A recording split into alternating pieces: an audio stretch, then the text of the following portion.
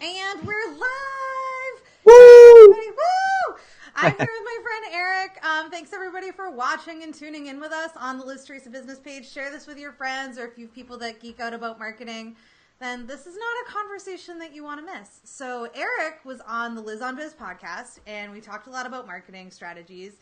And I wanted to really bring this conversation to Facebook because I'm sure you guys are here right now thinking, like, what can I post? How do I get people to like me? And, you know, I guess maybe that's one of the first questions I should ask you. But before I get into, like, those, like, marketing psychology related questions, I would love to just have you just share first with everybody listening, who you are and what you're doing and all that stuff. Yeah. Oh, well, I appreciate you having me. This is so cool. Thanks, Liz. So, hey, everybody. Yeah, my name is Eric Koch, founder of the Creative Marketing Zone. And basically, we just do creative marketing strategies and tactics for companies. I mean, I work with a lot of coaches, consultants, even fellow marketers who are struggling with their marketing, believe it or not. I work with them to help them hone in on what a creative marketing strategy would look like for their business. And yeah, we do a lot of consulting work too. And of course, the podcast, as you know, the Creative Marketing Zone podcast, which you were on too, which It's a was good awesome. show. Yeah, thanks. So we try to share a lot of ninja hacks, as we like to call it, on there. And yeah, I just like to give away a lot of good content and just be able to help you out wherever possible. And that's pretty much the spiel, what I got going on. That was a good spiel, and you may spiel whenever you want, anytime. Tell me, why did you choose like the word creative, and why did you have that be a part of your own branding? Yeah, no, well, yeah, it's funny. That's a good question. But so there's a book that I read several years ago called Flow, and it's Dr. I can't even say his last name. It's like every letter in the alphabet you could think of, but you could Google it. And so the concept of flow is basically when you're in the zone, right? So if you play sports, let's say you're playing basketball, that person that's making all those 3-pointers all the time, the person's hitting every shot, they're just in the zone, right? So they've blocked everything out. There's no distractions. There's nothing like that. So That wasn't me. the I was not yeah. making the shots. Hey, yeah, me personally, I made it for the wrong team one time, so but that's a separate story. It's not But good. That's something I yeah, would do. I got hit in the face with a basketball, and that's why I quit basketball. It was yeah, very abrupt, but go on. yeah, no. So, but yeah, but topic for another time, right? Yes. But yeah, so that basically when you're in that zone, that's when you feel like you're most creative. So that's how the name of the business came about, was the Creative Marketing Zone. So helping people get into that zone, I like to work with individuals on that as well. So it's a lot of deep diving to figure out what's going on in your personal life, to things that may be holding you up. I found a lot of people sometimes have a lot of stress in their lives, which is, I get it. I mean, I've had dealt with stress for many years, and as like getting ready to welcome a new family addition here to the family, Wow. being married, having kids, you're trying to support everybody and have all that, and then you have maybe a house, you have all these expenses, and then other stress that comes into your life. So there's a lot of deep diving when it comes to that. When I work with individual basis to find out, how can you tap into the creative marketing zone by first looking into what's weighing you down. So That's interesting. I didn't yeah, know. I didn't know you got so like. That's nice though. That you have. I'm like you have to get personal, like with your yeah, your people, right? yeah, you do. I mean, because the funny thing is, if you do a Google search on like how to creatively market my business, or what are some creative ways to market my business, or things like that, a lot of people, a lot of articles will give you some good tips and tactics, but a lot of times they'll tell you, go sit in a quiet corner, eliminate distractions, stuff we already know. But if you can't really, even if you sit in a quiet corner and you've got a lot of stress in your life, it's you're not going to be creative at that point. I mean, you're thinking about all the stuff that you've got going on, and so working through all that stuff is a process that I had to go through, and I enjoy helping others go through that process as well, that are dealing with a lot of things that are weighing them down currently. So, but yeah, so that and eliminating distractions, I mean, that's a big one there. I mean, we're on our phones all the time, right? Yeah. So that's the day and age that we live in, and you're just finding ways to block that out, put it aside, and then focus on what it is that you want to do with your business. So yeah, I mean, that's kind of, I don't know, we kind of No, that's. have a I'm little so fun glad I conversation about asked. this. Yeah, yeah, Well, I mean, I even think about entrepreneurship, like the experience of entrepreneurship can be like that kind of isolating. I mean, right before we started recording, I came on and I was like, ugh, word vomiting. And I was like, here's everything going on with my day. And you're like, oh my God, which you just, oh, it's cool. you graciously let me just do that. But I think it's because, we're alone. And so I think the value probably of hiring someone to help you with your marketing, like you, is that like, I mean, you're looking at it with like this very two-prong approach of like, I'm understanding the person behind the business. And then it's like, okay, and then I guess the next step, so we talked about understanding them, although I would love to go deeper with that, but I want to talk a little bit about business-y stuff. Yeah, absolutely. But like, how do you then, actually, no, let me go back to the person stuff. So if you're talking to them and then they got all this other gunk going on, which is something that you probably uncover in your work together, how do you kind of like, how do you handle that? Because then it's just out there, right? Mm-hmm. Like if they have like these other stresses, how can they balance having those stresses? Because I'm sure you don't just go, they're gone. Yeah, right? No, yeah, you don't. Yeah, I mean, I can tell you from my own personal story. It's at one point, I would say about 2011. At the time, I was married, and my wife and we have 3 boys, and we took a family trip to Disney World. And so at that time, that was a fun trip. I feel like we had more fun than the kids at in Disney World, believe it or not. But so at that time, my wife, she was exploring minimalism at that time, and I had no idea what minimalism was. And I'm not a minimalist by any means. I mean, I enjoy, I don't have a lot of stuff, but at that time, yeah, but at that time I had a lot of stuff, and I had not, and it's just that's not the physical clutter and the physical stuff that eats up your space, but it's also the bills, the expenses that you have, the things that are weighing down, and then you realize at that point in time in my life, I was working a full-time job that I hated because I needed to pay the bills. And that's unfortunate for a lot of people is they get stuck in that trap, and you just keep buying and buying and buying because you feel like you need to, I don't know, keep up with the Joneses, or you just feel like you need to or you just feel good when you buy something, and then that temporary pleasure goes away. So over time, that stuff just builds up, right? So, it took a process for me for about 6 or 7 years, I want to say, 5 or 6 years of just getting rid of a lot of the clutter, getting rid of a lot of the expenses, cutting back, cutting down, to the point where eventually I could start my own business and I can do my own thing and live life on my own terms in a sense, where I don't have to, at one point I could work part-time at a job while I was working this, on the side. And so that's how it all kind of evolved. So, less is more to me. I think that's just my personal belief. I feel like, if you have less, you feel like you can move around more, you can do more, you can enjoy more, you can experience more.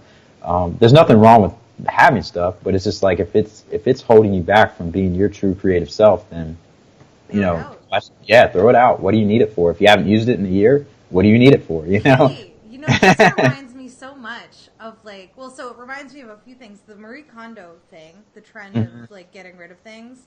Right.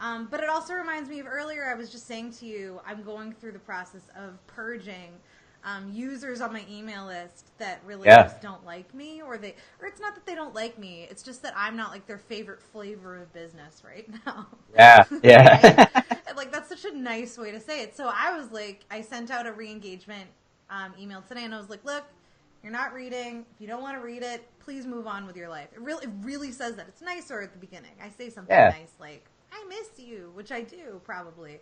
But yeah, then I get into it because it's kind of like even like what's clunking up your marketing. And so the stuff that you're referring to, this personal stuff, it can be personal things that can make you less effective as an entrepreneur, less effective as a human, less effective in just all ways. But also like decluttering your marketing, right? Mm-hmm. Oh, big time. That's like, they're totally like this. They're totally connected. Yeah, absolutely. So do you think like when people come to you, I think that they probably have cluttered marketing. I feel like their marketing might look like, I don't know, Monica's Closet on Friends, which like if you never saw that episode, I know what you're talking about. Yeah, she's like all organized, and then like they find that they're like, what's this closet? So then they like open the door finally, and it's just like mess. It's all just like insanity. And so I kind of think it's because most entrepreneurs, they don't sit down and come up with a formal strategy unless they have the resources to do that and they hire you or someone like you. Mm-hmm. But most of them, it probably looks like the closet where they're just kind of like, Cluttered. I was featured here. Now I'm going to post it, and now I've done my due diligence, and I'm moving on. I don't know. Like, you know what I mean? Yeah. It's like casual. So what would you Right. say to the clutter monkeys of Yeah. the entrepreneurial world? No, that's an awesome question. I'm glad you brought that up. And it's funny because I encounter that a lot where people hear all these buzzwords that are out there, and they hear, like, for instance, social media, content marketing, SEO, email marketing, and they feel they need to do it all, right? It's all needs to be a part of this process. And yeah, I mean, these are all important components, and of course networking and going out there and being at events and being visible. But, at the same time, focus on, simplifying your marketing. What specifically do you need to do right now, today, to get in front of your ideal target audience to start generating results for your business?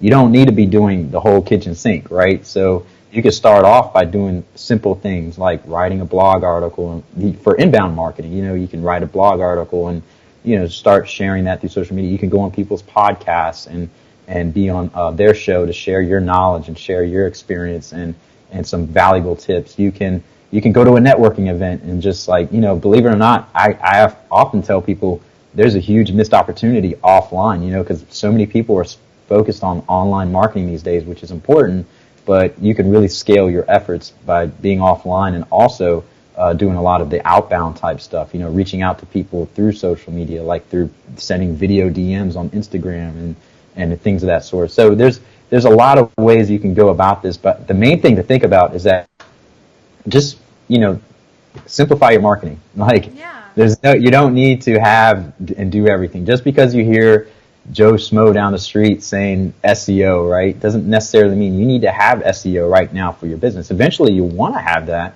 but right now, focus on what's going to produce greatest bang for your buck, the results that you're going to get the fastest. How are you going to get in front of your ideal audience now, today, not, 6 months, a year from now, while you're trying to focus on 5 different things for your business when it comes to marketing. Marketing should not be hard or confusing for your business, and I think it makes it, a lot of people, because of the business that we're in, I mean, it's very easy for people to feel like, I just don't get it, the tools, I don't want to deal with it, it's too overwhelming. But no, there's a thing that I use all the time, and it's free, and I know you use it all the time, and that's YouTube. So thank God for so YouTube. much. Well, there's no lack of tools, right? There's no lack Right. of tools when it comes to, like, online marketing. Exactly. How do people know? So if they want to simplify, which I think, like, I love how our clutter conversation brought us here, which is, like, this Right. is really smart. It's a really smart way to think about it, because if they want to simplify, how do they know? Because you said it's about going where your clients are hanging out.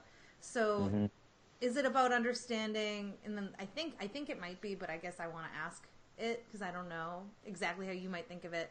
But is it about, like, understanding the demographic of who you're serving, what they value? Are they mostly men, mostly women, and how old are they? And then you're like, okay, like, if they're older, we're going to hang out on Facebook and LinkedIn. And if they're young and hip, we're going to hang out more on Instagram. I mean, is that, like, me diluting it way too much? Or is it more about picking a medium that you enjoy and then just, like, having a great time? Or is it both? Yeah. Well, it's it's kind of question. hard. Yeah, it is. It's yeah, it's good. It's a loaded question, right?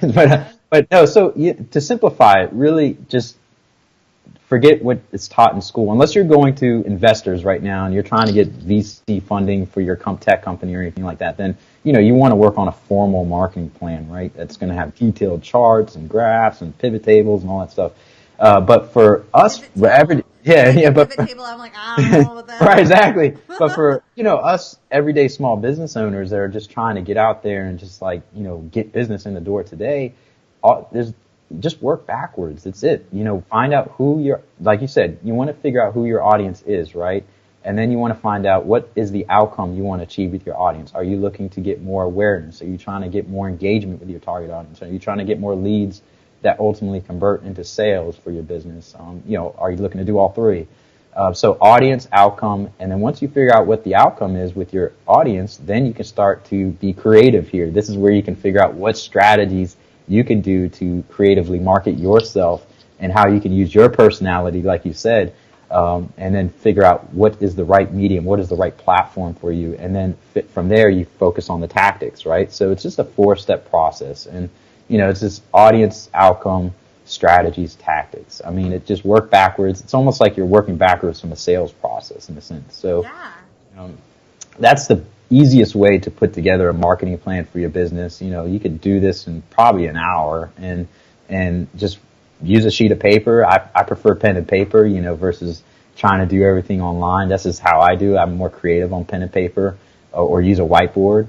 And also there's tools that are out there. If you don't know who your audience is yet, I was working with a coach, for instance, last week, and she was trying to go after a cold audience on Facebook for her ads, and she didn't necessarily know who her audience is. She has an idea of who her audience is. They may be into wellness, they may be into yoga, they may be into meditation, things of that sort.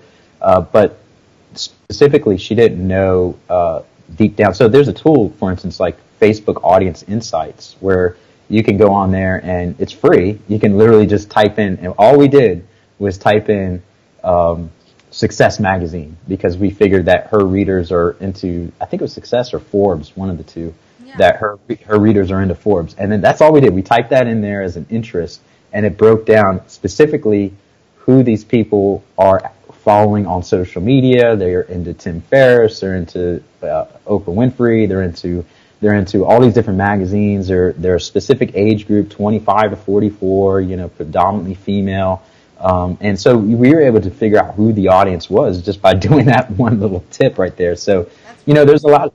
Yeah, it is. So, you don't, a lot of times people are trying to spend a lot of time, and I get it. I mean, there's a lot of good resources out there. Marie Forleo, for instance, with B School. I mean, she has in her program, as you know, that there's, or a lot of people who may be tuning in may know, that they have a lot of these, you have to specifically break down who your ideal client avatar. Yeah. I think so. Yeah, Marie's stressed me out when I did it like many years ago. But I like your idea. I was like, oh, that's something that's so linear and people can just go do it. Yeah, it is, and that's it. I mean, and then over time you'll start to figure out more about who your audience is. I mean, it's not. I've had to figure that out over time myself. Initially you're thinking you're going after one side of the business and you're marketing towards it, and you're like, no, I'm actually getting more people who are reaching out to me for, coaching or group coaching or workshops or things like that, and specific lines of businesses like coaches and consultants and things of that sort, versus, me trying to go after the retail type businesses that I know I hate working with. So. Yeah. I think it's good because it can teach you who you like working with. So like, it's also about exploring, like something that I like to say to people about identifying your target customers. I'm like, who do you enjoy spending time with? That's like a really good part of it. That's exactly it. What do they look like? What do they do? I mean, right. What do they value? That stuff. And then I think once you know that, it makes the other stuff come more easily. And knowing too, because you even were like, well, what are your people asking for? Because I think like listening to your existing audience of customers, what are they asking for? Because over time, like as you grow as a person and as you grow as a business, I find that like what my people have been asking for has changed. I would say pretty dramatically. Like they never used to ask for mentorship and coaching. And then I would say like in the past 12 months or so, like it always existed. But like people were like, oh, Liz, you're fun. How do I work with you in that way? And I'm like, wow, what a great question. So I was like, let's start selling more of that. So then and then I think it's about being responsive and knowing that your brand and your offerings are a living document that they can change and that you don't have to like marry anything that you put out there. It's always multiple. Yeah. So let me ask you, is a lot of your listeners are viewers, are they coaches or consultants, or are they like, what type of businesses do they typically run? A lot of service-based businesses, and I would say that it's a lot of coaches, experts, and entrepreneurs in service-based businesses, and then they usually fall into like, I would say 4 different buckets in terms of industries. So I have a lot of people in fashion and beauty, health and wellness, leadership development, success, career coaching, business coaching, all that stuff. And then Oh my gosh, what's my fourth bucket? That's really embarrassing. I don't Yeah. remember. Oh, What's yeah, my yeah. fourth one that money, personal finance. There you go. Okay. A lot of Gotcha. money people. And so together, I'm like, with our powers combined, we could fix the world. But yeah, that's like something too that like over time I didn't always know that that was my demographic until I like really sat down and I was like, okay, who's buying websites? Like who's listening to the things that I say and who's engaging with me? And it was those people. Right. Yeah. Yeah. So I mean, Yeah. for a lot of folks, I mean, it's interesting because, as you know as well, and you do a good job, I got to say, obviously you practice what you preach, right? When it comes to websites, and you do a fantastic job with that because your content on your website is who you are, and that's who you're trying to attract, and that type of audience, and it's almost like you're developing a partnership, right? You're developing a friendship with your clients that turn into business, but it's also helping you attract that ideal client down the road. But as you know, it's like there's a lot of ways to make money, right, these days. So it's like, and I think that a lot of times people get stuck in that trap. They're like thinking, okay, what's the quickest way for me to make a buck today? You know, so you want to always be thinking of value, right? And it's a big thing that people misunderstand. You know, that for instance, with a podcast, right? You're delivering value. Your videos, you're delivering value through this. You know, you're not in here with that mindset thinking, oh my gosh, I'm doing this because this is, going to generate ad sponsors and this is going to create an immediate revenue source for me. It's not like that. It's a long-term game, right? So, I encourage people who are tuning in to think of ways that you can get business in the door now, but also think of ways that you can develop your long-term game so you can build out, as people like to say, your personal brand, right? So it's all about that these days. So find out how you can stand out from the pack, and there's lots of ways you can go about that. And then there's lots of ways you can carve out different revenue streams for your business. So most people start out immediately getting consulting work or clients in the door, right? Eventually that can turn into paid workshops. Eventually that can turn into coaching. Eventually that you can add another revenue stream for maybe sponsors or things of that sort, or getting paid to speak at events, so there's lots of ways to generate money. And I think that, it's a long-term game, but at the same time, you can be as creative as you want. And if you don't do any of it, like people are always like, what's my ROI? Like, if I Right. do a Facebook post, did I sell something? And I'm like, Yeah. you're asking the wrong question. It's not, Yes. It's more like the energy that you pour into it, it will come back into your business. I will say Absolutely. that. And that's more what you need to think, like less about, is this Facebook post going to make people buy this T-shirt? And it's more about, Yeah. is this post going to make someone like me, know me better, trust me? Those things. Yeah. I want to ask you, because you said this a few times, and I think it's a very good thing for people to think about. You were talking just now about providing value, and you gave the example of this stuff like this, and the podcast, which is nice, and thank you. But if you are providing value, is that like a form of inbound marketing? Because you were talking about inbound versus outbound marketing. So I guess I'd love it if you could just explain to people what are those two things? Yeah. And does only one of them have value? Oh, well, Or so provide two-part questions. Yeah, gotcha. Yeah. Yeah. So I'm a firm believer of, not putting all your eggs in one basket, right? So for the first part of your question, so is it inbound or outbound? It can be both, right? Well, it should be both. So, you're doing inbound because you're trying to lure people in, right? Through your content, right? So you're trying to put out good, valuable content every week. You're trying to learn new listeners. You're trying to get more reviews or whatever it may be.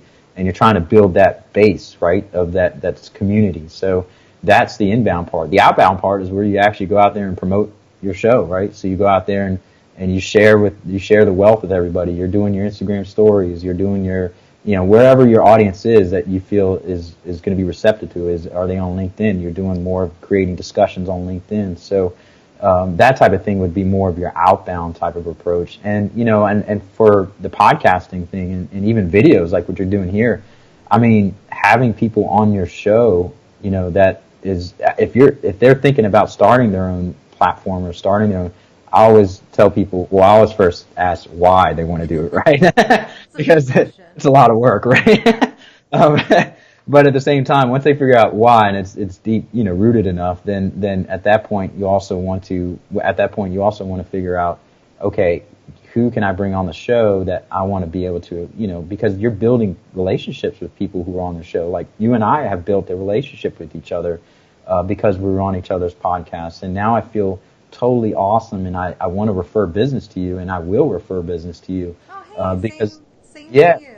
exactly. So it's like, and then also you're building your credibility, right, by having other people on your show, and they're going to promote the show for you as well. So it increases your PR outreach for you. So that's another form of outbound, right? You're getting free PR because they're going to want to share it because, hey, they're getting free PR on your show. So it works both ways. And then over time, as you start to get more comfortable and start being more comfortable with videos and podcasting and all that stuff, then you can start sharing your own behind the scenes stuff or more of it. Because I got to tell you, a lot of people jump into the stuff like this and they start talking about themselves and nobody cares. I mean, unfortunately, we care because it's like, it's us, right? Yeah. It's who we are.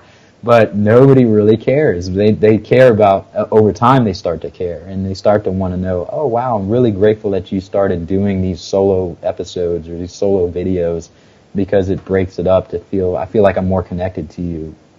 So yeah. So do you do that? Do you do solo shows? I was. I was doing them for a while, and then now I reverted back to once a week with the podcast.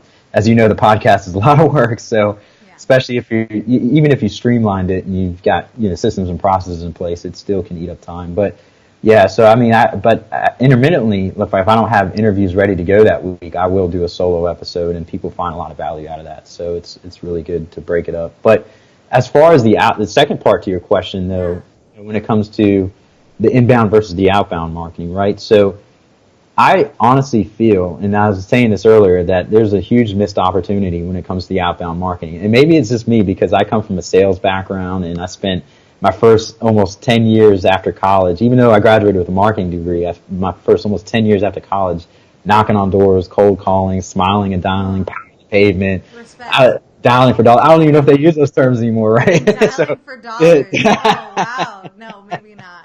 Yeah, so people are like dialing and they're like picking up the phone like this. No. Right, exactly. So I learned a lot from that, and that was outbound. I was, thankfully I didn't get a lot of people who slammed their doors in my face. Maybe I was because I was charming and I used my charm at the front doorstep. Oh, that's so sweet. I can talk to you about this. Yeah. Man, doors. That's for me. I'm like, that's like new level pressure. But I think that's people that do come to me and ask me about like, what do you think about this marketing? They always say, will it lead to sales? Right? Yeah. So like sales and marketing, they're like this, and people that work in marketing are always like, don't ask me about sales. Like they're like, don't do it.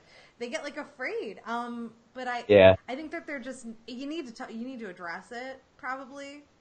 Yeah, you do. So, and I'll get to that here in a second. But one of the things that's funny, because when I went from door to door to cold calling over the phone, I was more petrified over the phone, believe it or not, than I was in person. But then I thought about it. I was like, why would I be more petrified over the phone? I mean, they're not going to literally jump through the phone and grab my neck and tell me, So once I thought of it like that, I was like, okay, I'm good. If they hang up and curse me out, fine, move on next. Know me's next, whatever. That takes a thick skin, though. But so you learn a lot through that. But and so when I got into marketing, I was like, let me use some of my sales skills over time. Now, I caution here because this is where people go wrong, right? When it comes to the outbound. So you get this I'm sure a lot, and a lot of people watching, this happens to them. They'll connect with somebody on social media and immediately they'll get a DM that's trying to sell them something, or a private message or anything like that. That's the worst thing you can do, because it's like, I don't know you. I may not like you. I definitely don't trust you, right? So you have to get to that point, right? So the better way to do it, especially through social media these days, is, start going after people who are either your target audience or people who have access to your target audience. Let's say a micro influencer, for instance, and just start liking and commenting on their posts. Don't be stalkerish, just like or comment on a few of their posts. Make sure you drop a valuable comment. Maybe even drop in on the comments section if they've got a lot of comments going on, and respond to people. Because believe it or not, those people who are dropping comments in those posts are your target audience. So you start interacting with folks. This happened to me. It's like you start interacting with folks through there. You're building relationships, and you're on their radar at that point. And then eventually it comes to a point where you can take it to that next level through social media, where you can reach out to them via DM or a video DM on Instagram, like, hey, Robert, man, it's been a while. I just want to check in with you. Or, hey, I love what you got going on with your content. I love your website. Definitely just keep it up. You're doing an awesome job, and hopefully we can connect sometime soon. And that's it. Don't sell anything. Don't go in it with a salesy approach. Nobody likes to be sold anything. So it's just it's a creative way to go about it, but it's kind of breaking that down where you're always thinking about the other person, right? You're thinking about what is it that they're doing well? What can I appreciate them for? What are the things that I see value in them that they're really helping me out? And eventually maybe that will turn into some sort of a working relationship or a partnership. And it's so much like courtship. It's like dating. Because, exactly. Right? Yeah. Well, like even just listening to you talk about it, it was very much like, drop in on the conversation. So it's almost like when you're at a bar. I don't know. I'm not single, but like I was once. Right. And so you would go and you'd be like, oh, you see the group, or I don't know. Like, yeah, if you're a really bold girl, because I'm like, I don't know if I would have done this. So I guess a girl that's very self-assured. You see this group of people and you're like, oh, it's just a group thing. So I'm just going to go hang out there near them and order my drink near them and then like make casual banter or something. Yeah. And then like that's kind of the equivalent of dropping in on somebody else's comment section, like on their Instagram. Right? It is. Yeah, it is in a sense. I mean, you don't want to just like disrupt everything that's going on. You want to chime in where it's relevant and say, I agree with you here. Also, blah blah blah. But yeah, you're totally right. I mean, it's unfortunate that a lot of us are just we're selfish, right? So we're always thinking about our needs first, and it's all about me, me, me, me, me.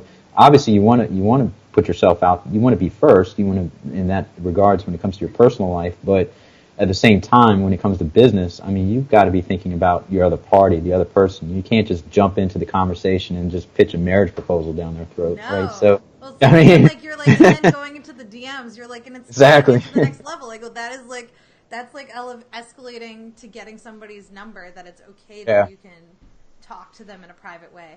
And then even then, like what I love about what you said, it's like, it's not, hey, come schedule a consultation with me. Hey, come buy my things. Yeah. It's more like, hey, I checked out your website and I think you're cool. Yep. Right? Just compliment them. I mean, I don't believe it or not, that. Everybody compliment me in my DMs. I would be yeah, that's all you got to do. You don't have to say anything about what you're doing, what you're selling. I mean, if they, they're busy just like all of us. If they feel like that they want to take the time to check out your profile or go there, then cool, but go in it with no expectations, Yeah.